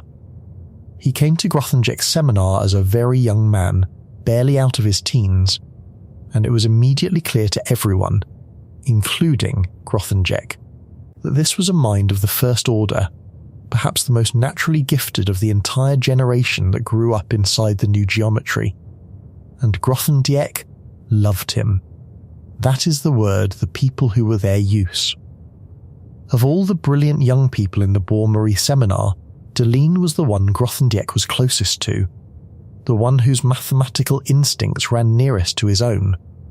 The heir, the chosen one, the student a teacher gets once in a lifetime if he is lucky. Grothendieck brought him into the institute as a permanent member. He was not a rival who appeared from outside to snatch the prize. He was the beloved son of the house, which is exactly why what happened between them is not a story about competition. It is a story about a father and a son, and about the one thing a father cannot forgive, which has nothing to do with mathematics at all. In 1973, Pierre Deligne proved the last and deepest of the Weil conjectures, the Riemann hypothesis analogue, for all the relevant varieties, and published the proof in 1974 in a paper now known simply as Weil 1. It was a triumph, immediately recognised as one of the great mathematical achievements of the century, and it would later be a central reason Deligne himself received the Fields Medal. He had finished the programme. He had captured the prize that the entire cathedral of Étale cohomology had been built to reach. Grothendieck's machine had worked, in the end, exactly as it was meant to, except that Deligne had not done it Grothendieck's way. And this is the wound. This is the thing I keep coming back to, the place where the mathematics and the man become the same tragedy. Grothendieck's plan, remember, was for the final conjecture to fall out naturally from the standard conjectures, from the deep bedrock, from one more rising of the sea. But the standard conjectures could not be proved, then or now. So Deligne did something different. He found a way around them. With extraordinary ingenuity, he brought in tools from outside Grothendieck's framework, a brilliant argument involving the analysis of certain families of equations and a classical inequality, and he proved the Riemann hypothesis analogue without ever proving the standard conjectures, without waiting for the bedrock, without the final rising of the sea. He took the hammer and the chisel to the one nut Grothendieck had been soaking, and he cracked it, cleanly, with a blow of pure brilliance. To almost everyone, this was unambiguously magnificent. The problem was solved. Who cares by what route?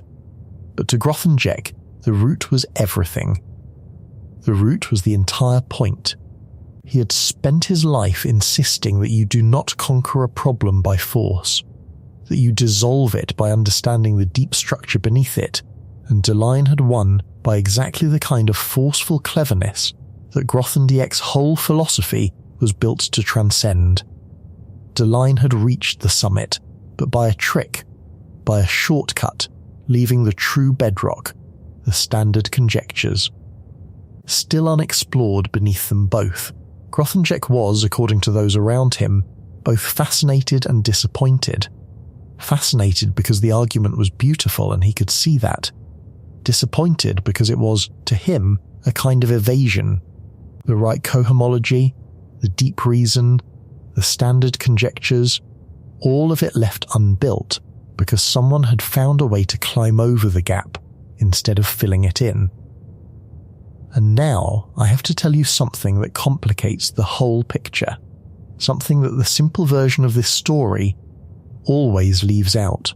And that, I think, is the most human and most heartbreaking part of all, because in the moment, in the early 1970s, Grothendieck's reaction was not the bitter one. We have his actual letters. In his correspondence with Serre, when Deligne's method first became clear, Grothendieck's reaction was something close to delight. He wrote in effect that Deligne had gotten around the standard conjectures, and that while this might shock Serre, it actually delighted him. Delighted him.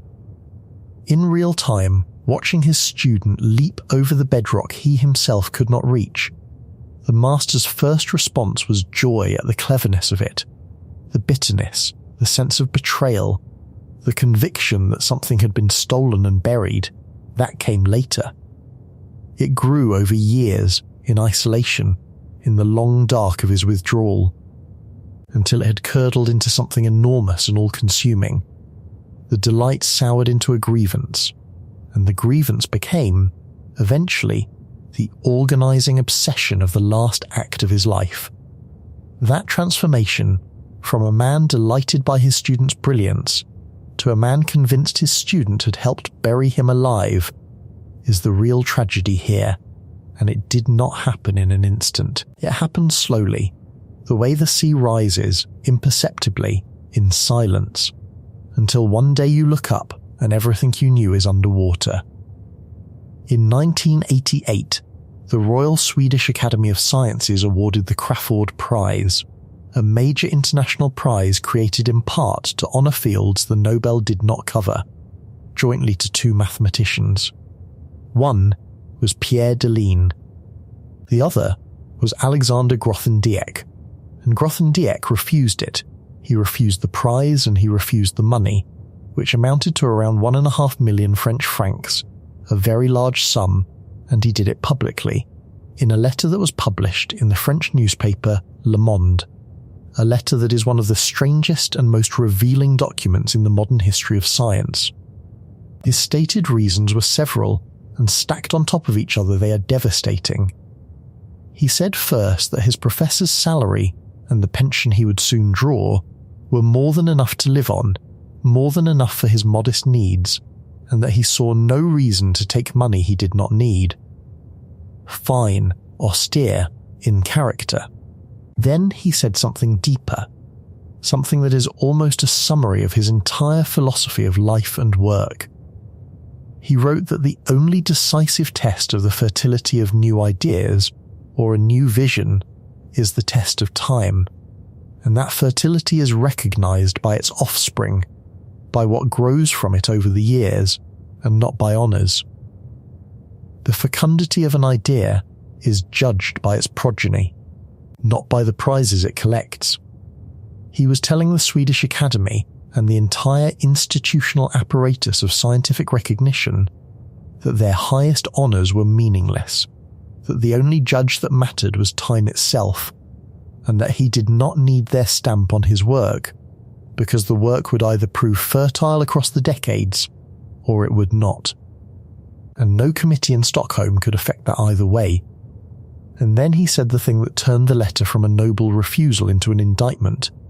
He wrote that the ethics of the scientific profession, the basic honesty and integrity of the mathematical community, had so degraded in the roughly 2 decades since he had left that world that the most barefaced plagiarism, the open theft of ideas between colleagues, had become something close to the norm. He was accusing his former field, the field he had remade, of being morally rotten. He did not name Deligne in that public letter. But the prize was shared with Deligne. The accusation of stolen ideas hung in the same paragraph as the man who had finished his program, by a route he disapproved of. The connection was not stated. It did not have to be. He also predicted, in that same period, catastrophe on a civilizational scale, upheavals without historical precedent before the end of the century, a coming collapse. He was not a calm man writing a polite declination. He was a prophet in the wilderness, refusing the king's gold and warning of the end of the world. To understand where the accusation of burial came from, you have to know about the thing he had been writing, in secret, in the years just before. Between roughly 1983 and 1986, Grothendieck wrote an enormous text, more than 1,000 pages, called Recoltes et Semayes, which translates roughly as harvests and sowings, or reapings and sowings. It is one of the most extraordinary documents ever produced by a major scientist, and for decades almost no one could read it, because he distributed it only privately, sending copies, perhaps 200 of them, to colleagues and former students. It was not formally published until 2022 by the major French publisher Gallimard, nearly 40 years after he wrote it and well after his death. Recoltes et Semayes is many things at once. It is a memoir of his life in mathematics. It is a profound and genuinely beautiful meditation on the nature of mathematical creativity, on where new ideas actually come from, full of passages about the role of innocence and the willingness to ask childish questions. His conviction that discovery is, as he put it, a child's privilege, that the great breakthroughs come from the person willing to look at the supposedly obvious thing with completely fresh and unintimidated eyes. It contains a long meditation on what he called the two principles of creation, which he described using the language of yin and yang, the receptive, listening, feminine principle, which he identified with his own temperament, and the active, building masculine principle, which he associated above all with his friend Serre, whom he affectionately called the super yang. There are even, scattered through this 1,000-page mathematical testament, love poems written in German. It is the document of a whole mind, the mathematics and the mysticism and the heartbreak all running together on the same page. I want to linger on the philosophy of discovery in it, because it is the most generous and least bitter thing he ever wrote, and because it explains the entire arc of his life better than any psychologist could. Grothendieck believed that his power, the thing that let him see what others could not, was not superior intelligence. He was emphatic about this, almost insistent, and people who knew the most brilliant mathematicians of the age tend to agree it was not raw cleverness that set him apart. What set him apart, he said, was a kind of innocence, a refusal to be intimidated by what was already known, a willingness to sit with the supposedly elementary question that everyone else had stopped asking because they assumed it was settled. The crucial faculty, he wrote, was the one a child has and most adults lose. The ability to look at something everyone treats as obvious and genuinely not understand it, and to keep not understanding it patiently without embarrassment until the not understanding cracks open into something deeper. The hammer and chisel mathematician is showing off how much he already knows.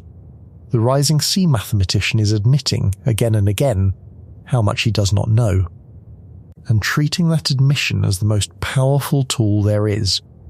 He compared the deep mathematical worker to someone who keeps returning to the simplest things, the things that look too basic to be worth examining, because that is where the real foundations are hiding, beneath the level where the clever people have stopped looking. It is a beautiful idea, and it is also, if you let yourself feel it, unbearably sad, because the same refusal to accept the settled and the obvious, the same compulsion to keep digging beneath what everyone else takes for granted, is exactly what eventually turned on his own life and his own work and dug those away too. The thing that made him great and the thing that destroyed him were not two different things. They were one thing, pointed in two directions, and his warnings, the apocalyptic ones, the predictions that sounded like the ravings of a man who had lost his grip, deserve a second look from where we are sitting now. In 1970 he stood up and said that the unchecked growth of science and industry was an existential threat to the survival of the human species, that the destruction of the environment and the accumulation of the means of mass death were leading toward catastrophe, and that mathematicians and scientists bore real responsibility for it and could not hide behind the purity of their work. People thought he had gone soft in the head, that the great mind had cracked, that the politics were a kind of breakdown. Read those warnings today. Read them in a year of melting ice and burning forests, and the steady ambient dread of weapons that could end everything in an afternoon. He was not raving. He was early. He saw the shape of the danger decades before it became the common sense of an entire generation, the same way he saw the shape of mathematical truths decades before anyone could prove them. The tragedy is not that he was wrong. The tragedy is closer to the opposite. He kept being right about the mathematics and about the world, right in ways no one around him could yet confirm, and being that far ahead, that alone in what you can see, is its own kind of exile. He had no country, and in the end he had no present tense either. He was always living in a future the rest of us had not arrived at yet.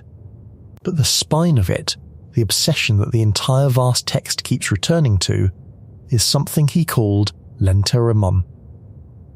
The burial. Grothendieck had become convinced that his work, and in a sense he himself had been buried. But after he left, his former students and colleagues, the very people he had trained and loved and worked beside, had quietly appropriated his ideas, stripped his name and his vision from them, repackaged the deep structures he had revealed as their own more modest results, and in doing so had performed a kind of funeral over his life's work, and over him as a person. He wrote about it in exactly those terms, as a funeral, a burial ceremony conducted around a man who was not actually dead, a mourning that was really a theft. He wrote that his deep confidence in himself had remained unshaken, even through what he called the often deranged episodes of a burial, anticipated and cleanly executed, of his person and his life's work. The central section of the whole text is subtitled, with the full weight of his obsession, the burial, and the key to yin and yang. He believed, with total conviction, that the mathematical world had buried him alive and then pretended he had died. How much of this was true? That is the unanswerable question that hangs over Recoltes et Semais, and honestly over the whole final act of his life. Were his students plagiarists? Almost certainly not in the simple criminal sense he sometimes seemed to mean. Deligne and Deligne and the others were, by every account, scrupulous and generous in crediting Grothendieck, building openly on his foundations, full of acknowledged debt. But was there something real underneath the paranoia? I think there might have been, and I think it is something much stranger and sadder than ordinary theft, and it is the thing this entire story has been moving toward. Because there is a sense in which Grothendieck was completely right, in which his work really was being buried, not by malice but by something far more inevitable, and he was the only one with the eyes to see it happening to him. Here is what I mean, and this is the thought I cannot get out of my head. Grothendieck's entire mathematical philosophy, the rising sea, was about making the individual problem disappear into the vast general structure, about building foundations so complete and so natural that the original hard questions dissolve into obviousness, become trivial special cases, things you no longer even notice. And it worked. It worked perfectly. Schemes are now so completely the air that algebraic geometers breathe that no one thinks about them as an invention anymore, any more than you think about grammar when you speak. The whole point of foundations, of truly great foundations, is that they become invisible. They sink beneath the surface and become the seafloor, the thing everything else stands on, the thing no one looks at. Grothendieck built the most successful foundations in the history of his subject, and their very success meant that they, and he, would inevitably disappear into the background, become anonymous, become the unmarked ground under everyone's feet. The rising sea he had spent his life raising had finally risen over him. He was being dissolved by exactly the process he had taught the world to use, and I do not think he could distinguish in the end between that impersonal, structural, almost noble kind of disappearance, the fate of all true foundations, and a personal betrayal by the people he loved. To him they felt like the same thing, because in his life they were the same thing. To be a foundation is to be buried.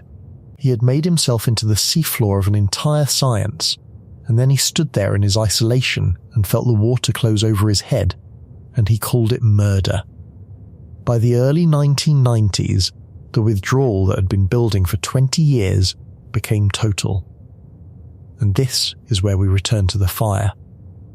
Around 1990, before he made his final disappearance, Grothendieck made a phone call to one of his former students, a mathematician named Jean Malgoire. The message was blunt, and it was a warning. He told Malgoire that if he did not come and collect Grothendieck's mathematical papers, what Grothendieck called his mathematical mess, then it was going to burn along with everything else. Malgoire understood that this was not a metaphor. He drove to where Grothendieck was living, in a place called Montmoine, and he hauled away the papers, around 20,000 pages of them, stuffed into cardboard boxes, including, by some accounts, boxes that had originally held diapers. Pampers boxes full of the working notes of the greatest mathematician of the century, rescued from a man who had decided to set his life's overflow on fire. There was a second handover a few years later. Those rescued pages survived.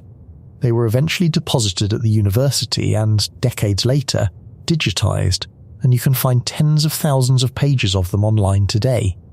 But Malchoir only got what Grothendieck chose to give him. The rest, Grothendieck kept his promise about. In 1991, by the most commonly cited estimate, he burned around 25,000 pages of his own writing. Mathematics, yes, unpublished manuscripts that no one had ever seen, and now never would. But also the deeply personal. The letters between his mother and father from the 1930s, the correspondence of two anarchists in love before the war came and took one of them to Auschwitz. Those went into the fire too. He said he was doing it to lighten himself of all things, to become unburdened, to put down everything he had been carrying, the mathematics and the parents and the whole weight of a life, and walk away from it clean. The boy who had been born stateless, with no country and the wrong name, ended by trying to make himself weightless, to leave nothing behind, to disappear in the most literal way a person can while still being alive. And then he did disappear. In 1991 he moved, without telling almost anyone, to a tiny village in the Pyrenees called Le Serre, in the department of Ariège, near the Spanish border, not far from the mountains his parents had once crossed to fight in Spain. And there he lived, for 23 years, as a near-total recluse. He cut off contact with the mathematical world almost completely. People who tried to find him, who made the pilgrimage to the village hoping for an audience with the legend, were turned away at the door. There is a story of a young mathematician who managed to find him and was met not with conversation, but with the old man screaming and slamming the door. He did not want visitors. He did not want disciples. He wanted to be left alone with whatever it was he was now doing. The village of Le Serre is barely a village, a scattering of houses on a hillside in one of the emptiest, poorest corners of rural France, the kind of place people leave rather than move to. A French journalist named Philippe Deroux spent years reconstructing these last decades, and the picture he assembled is of a man who had reduced his life to almost nothing on purpose. The neighbours knew him as an eccentric old foreigner with intense eyes and a long beard ferociously private, who did not want to be photographed and did not explain himself. A few of them looked after him quietly, left food, kept an eye on the strange hermit in the stone house. Most of them had no idea, none at all, that the difficult old man down the road had once stood at the absolute summit of human intellectual achievement, that presidents and academies had honoured him, that an entire science still ran on machinery he had built. He had succeeded so completely in disappearing that the people who saw him every week did not know who he was. That is not a metaphor for his erasure, that is the literal fact of it. The most influential mathematician of the century ended his life as the village oddball, anonymous in the most thorough way a famous person can be, which is to be standing right in front of people who have no reason to look twice. And the writing never stopped. Through all of it, the fasting and the dandelion soup and the screaming at the door, he filled page after page after page through the nights in the silence of the mountains. But the writing had turned away from mathematics, mostly, and towards something else, toward the questions that had always lived underneath the mathematics for him. He wrote a long text called La Clef des Songs, The Key to Dreams, in which he described how a sustained meditation on the nature and origin of his own dreams had led him to a conclusion that he stated plainly and without embarrassment, the conclusion that God exists. that the dreams were messages, that there was a sender.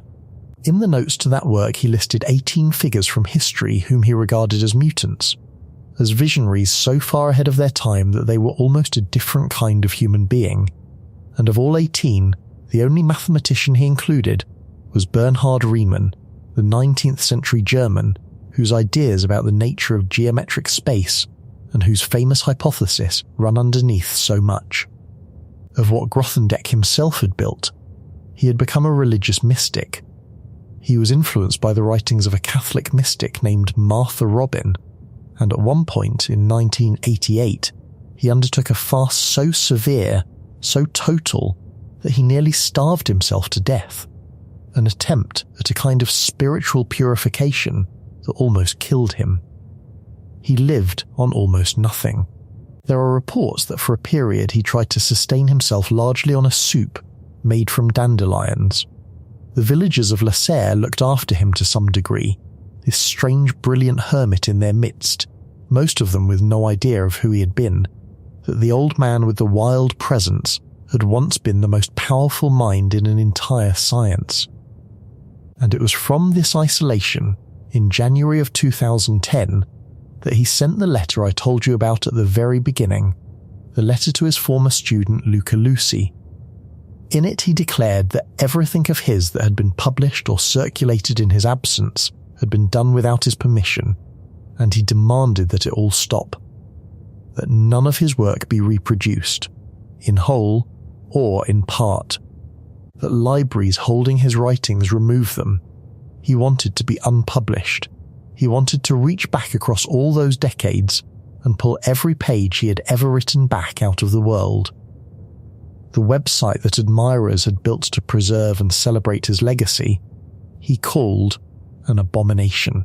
The most generative mathematician of the century had become a man whose dearest wish was that his work cease to exist. In September of 2014, nearly deaf and nearly blind, 86 years old, he asked one of his neighbours to buy him a revolver. He wanted to end his life.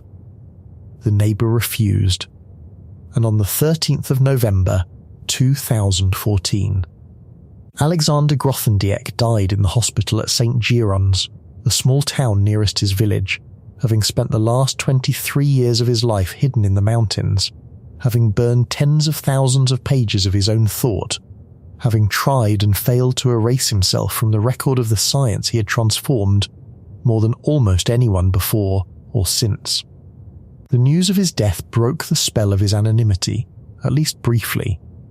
The President of France, François Hollande, issued a statement calling Grothendieck one of the greatest mathematicians of all time and a personality out of the ordinary in his philosophy of life.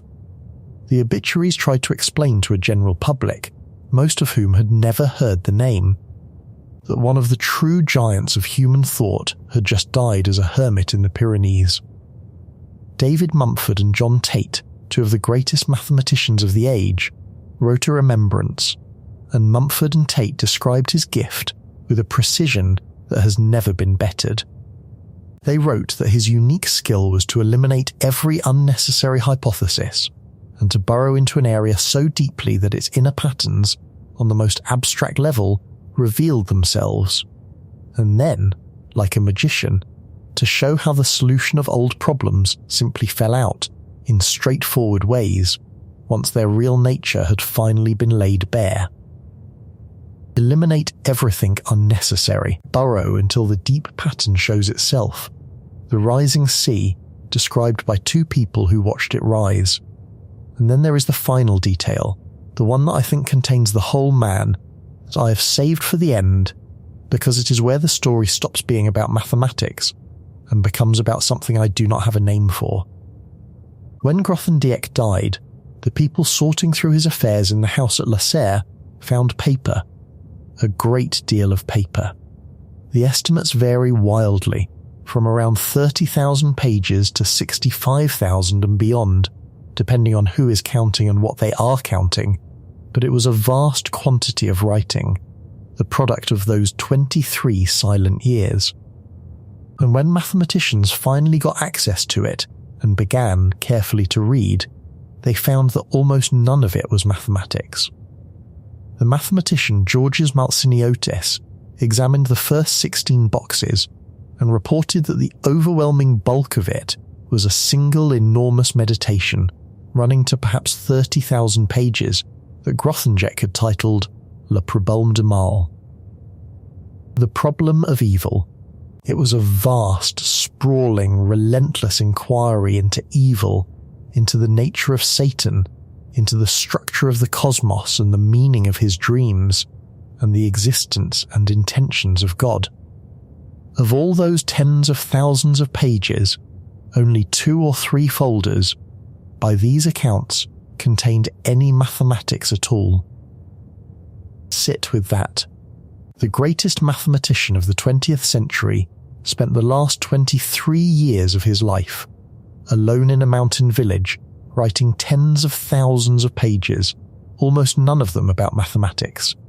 He turned the full force of the most powerful abstracting mind of his era, the mind that had rebuilt geometry from nothing, the mind that found the unifying structure beneath structures, onto a single problem, and the problem was not the standard conjectures, was not the nature of motives, was not anything that any mathematician had asked him to solve. The problem was evil. He took the same instrument he had used to dissolve the Weil conjectures, and he aimed it at the question of why there is suffering and what God intends by it, and he produced a cathedral of writing about it that no one had asked for, and that he had ordered the world to never read. After a long legal dispute among his heirs and the institutions that wanted the papers, much of this material eventually found its way to the Bibliothèque Nationale de France, the National Library, where a curator described it, gently, as a cathedral work, with undeniable literary qualities, the writing of a man in a metaphysical retreat from the world. The fight over those papers is its own small bitter coda, and it would have appalled him. Or perhaps it would have confirmed everything he believed. While he was alive, the pages he had handed off in the diaper boxes, the mathematical material rescued by Malgoire, sat at the University of Montpellier, and there was a long and unhappy legal struggle between the university, which wanted to preserve and study and digitize them, and Grothendieck's own children, who had inherited his rights and, in the spirit of his 2010 letter, his stated wish that the work not be disseminated. The children largely prevailed in court. The man who had demanded that his work be pulled from every library had children willing to go to law to honour that demand, against the institutions desperate to keep the work alive. Think about the shape of that. Mathematicians pleading with a court to be allowed to preserve the writings of a genius, and the genius's own family invoking his explicit instructions to stop them. The tens of thousands of pages from Lasserre, the meditations on evil and God and dreams, eventually went to the National Library after his death, where they sit now. This enormous strange testament, partly studied, partly sealed, a cathedral that its builder spent his last energy trying to forbid anyone from entering. He got, even in this, a version of what he wanted. The work survives. Almost no one can read it. Both halves of that sentence are exactly what he asked for, and they cannot both be satisfied, and so the papers sit in a kind of legal and spiritual limbo that is, when you think about it, the perfect monument to the contradiction he had become. So, why? We are back at the question we started with, the one I told you I could not answer, and I still cannot. But I can at least tell you what I have come to believe, having lived inside this story for longer than, was probably healthy. I do not think Grothendieck went mad, exactly, though it is the easy word, and I understand why people reach for it. I think something stranger happened. I think he followed his own deepest principle, all the way to the end, past the point where it had anything left to stand on, and the principle consumed him.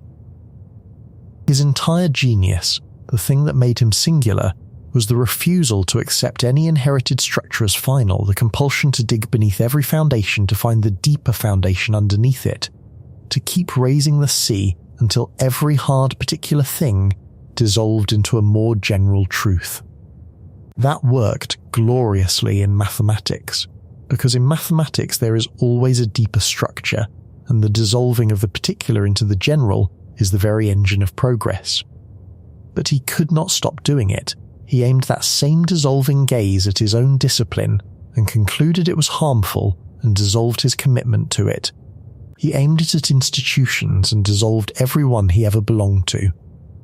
He aimed it at his own fame and reputation and tried to dissolve those too, to remove his name from his work the way he had spent his life removing unnecessary hypotheses from theorems, until he was the unnecessary hypothesis, the detail that could be eliminated, the particular that should dissolve into the general. And finally he aimed it at the largest structure there is, at God and evil and the cosmos itself, looking for the bedrock beneath all bedrock, the standard conjectures of reality, the foundation that would make everything else fall out as an obvious special case. And here is the part that I find genuinely difficult to live with. The implication I cannot make okay, because the framework I have been using to tell you about this man does not allow me to make it okay, and I do not think it should. The reason almost no one outside of mathematics knows his name, the reason this story is not famous, the reason a man this important could die as an anonymous hermit in the mountains and have it barely register, is not an oversight that someone could correct. It is the logical consequence of exactly what he achieved.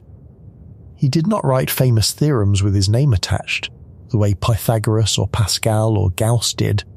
Results you can point to and say, that one, that is his. He did something both deeper and more self-erasing than that. He rebuilt the ground. He changed the language. He altered the conceptual structure of an entire field so fundamentally that his influence is everywhere and therefore nowhere, in every definition and every proof and every blackboard, so total that it has become invisible, so foundational that it has sunk out of sight. Every graduate student who writes the spectrum of a ring, who works over a base scheme, who reaches for tail cohomology without a second thought, is speaking his language and thinking his thoughts, and has, in the most literal sense, no need to know his name. The work does not need him. It never did. That was the whole point of building it the way he built it. He made foundations so perfect that they could forget the person who poured them. The standard conjectures are still open. More than half a century later, the bedrock he was certain existed beneath the Weil conjectures, the deep structure he designed his life's final program to reach, has never been touched by anyone. His theory of motives, the grandest of his visions, the dream of a single universal structure, underlying every way of measuring a geometric shape. The thing he said was the most fascinating and most charged with mystery of everything he had discovered, remains in large part exactly that. A dream, a conjecture, a sea that has not finished rising. He saw the shape of a truth that no one, including him, has been able to reach. And then he walked into the mountains and spent 23 years writing about the devil. And then he asked his neighbour for a gun, and then he died. He spent his whole life giving mathematics a more solid ground to stand on, a ground more general and more secure and more beautiful than anything that had come before. And he himself never had any ground at all, stateless from childhood, the wrong name on the birth certificate, a father erased by a bureaucracy, a mother killed slowly by a camp, an adolescent spent running into the woods when men came looking for children like him. He built the foundation he was never given. And at the end, having built it, having made himself into the unmarked seafloor of an entire science, he reached down and tried to remove the last structure he had any control over, which was himself, and feed it to the fire and lighten himself of all things. The pages he burned are gone. We will never know what was in them. The pages he left behind are mostly about evil, and he did not want us to read those either.